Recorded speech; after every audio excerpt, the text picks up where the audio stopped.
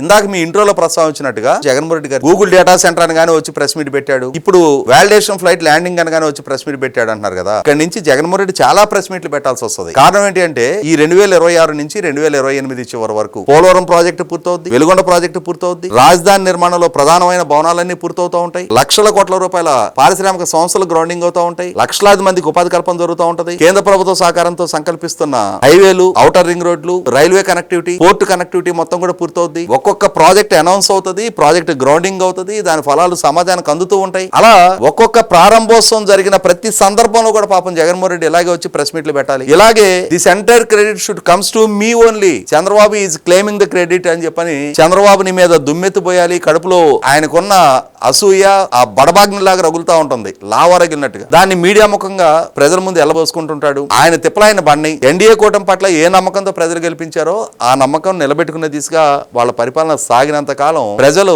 ఈ జగన్మోహన్ రెడ్డి ఈ ఆక్రందనల్ని, ఆక్రోశాలని, ఈ ఆగ్రహాన్ని, ఈ అసూయని పరిగణలోకి తీసుకోవాల్సిన అవసరమే లేదు.